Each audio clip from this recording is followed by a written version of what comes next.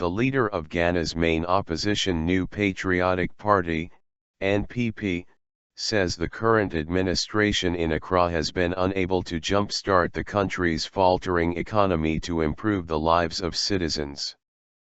Nana Addo Dankwa Akufo-Addo says he plans to assemble a strong team of accomplished professionals to implement measures to better the living conditions of Ghanaians.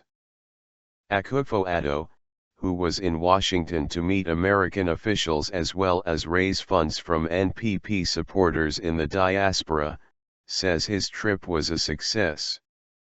In an interview with VOA, the former Attorney General and Foreign Minister under former President John Agyekum Kufuor's government outlined plans to resolve the country's socio-economic challenges. We first of all have to do something about the spiraling debt of our country, because if we continue building debt in the way that has been done in President John Mahama's time, our future is going to be seriously compromised, seriously mortgaged, Akufo-Addo said. Then we need to look at the things that we need to do to stimulate the Ghanaian economy because it's like we've gone backwards. We are in recession.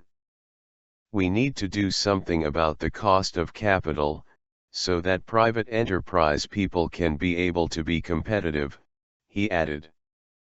We need to do something about our fiscal regime so once again we have a fiscal system that is supportive and encourages local manufacturing, local products and activity.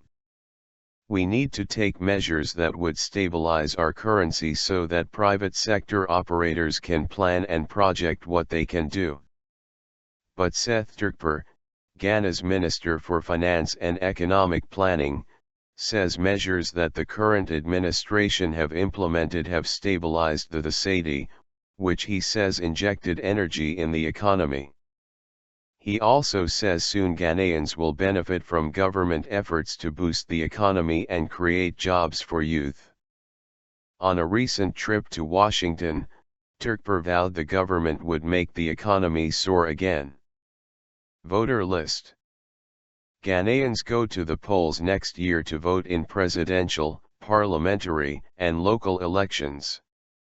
But the NPP has petitioned the Electoral Commission, demanding the electoral body compile a new voter list to be used in the general election. The opposition party claims the current voter list is compromised, which it says will undermine the transparency and credibility of the vote. There are all kinds of problems with the register. There are large numbers of foreigners who are on the register, minors, and fake names, said Akufo-Addo. We find that the register therefore is not fit for purpose. This is a digitally created register and, the minute you have scanned images, it means somebody is tampering with the database of the register. It means it is compromised. The party's demand, backed by other opposition groups, forced the Electoral Commission to establish a 5-member panel of experts to consider the possibility of a new voter list.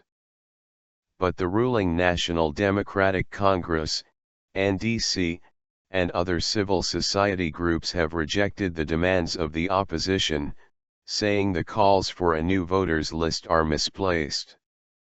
Local media quoted Johnson Asedunkisha, General Secretary of the ruling NDC, as saying the country doesn't need a new voter list. He says the current voter list could be worked on to remove names of people who have died since the last elections. The periodic processes of deleting names of dead persons among others must be carried out on the existing one, he said. The current biometric register must be maintained and tradition and conventions of cleaning up the register employed to ensure that the register is credible. Charlotte Osei, chairperson of the commission, says the electoral body will decide whether to compile a new register after receiving the report from the 5-member panel.